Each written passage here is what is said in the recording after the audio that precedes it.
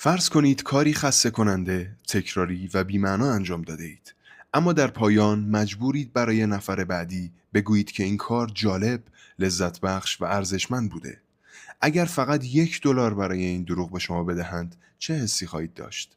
اگر $20 بگیرید چطور؟ پاسخ این سوالها یکی از پر اهمیت ترین مفاهیم روانشناسی مدرن را شکل داد. کاگنیتیو دیزوننس یا کنش ناهماهنگ و ذهنی که برای توجیه آن خودش را فریب می‌دهد. در سال 1959 روانشناسی به نام لئون فستینگر همراه با همکارش جیمز کارل اسمیت آزمایشی را طراحی کرد که تبدیل به یکی از ماندگارترین مطالعات تاریخ روانشناسی شد. آزمایش این گونه بود: شرکت کنندگان باید یک کار بسیار خسته کننده و یک نواخت را انجام می‌دادند: چیدن و جابجایی چوب‌ها یا پیچاندن مهره‌ها به مدت 1 ساعت.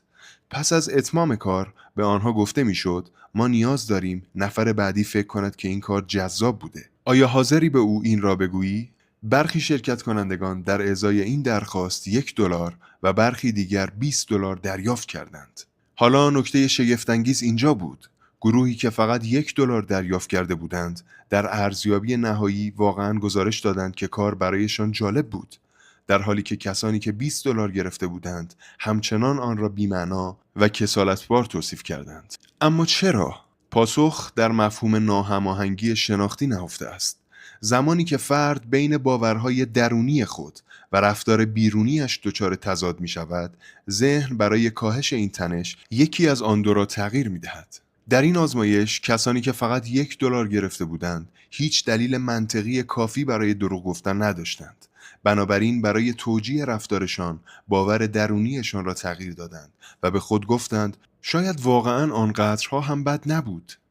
ولی گروه $20 با پول زیاد دلیل موجهی برای دروغ گفتن داشتند و نیازی به تغییر باورها نداشتند. آزمایش فستینگر به طور انقلابی نشان داد که انسانها برای حفظ انسجام ذهنیشان حاضرند باورهای خود را تغییر دهند، خاطرات را بازنویسی کنند یا حتی واقعیت را نادیده بگیرند. این پدیده در بسیاری از موقعیت‌های زندگی نقش دارد.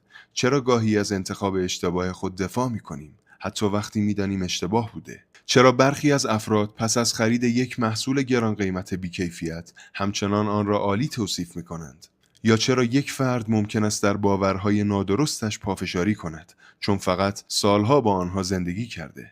آزمایش ناهماهنگی شناختی یادمان می‌آورد که ذهن انسان نه به دنبال حقیقت بلکه به دنبال هماهنگی و آرامش درونی است و گاه برای رسیدن به این آرامش آنچنان مهارتی در توجیهگری دارد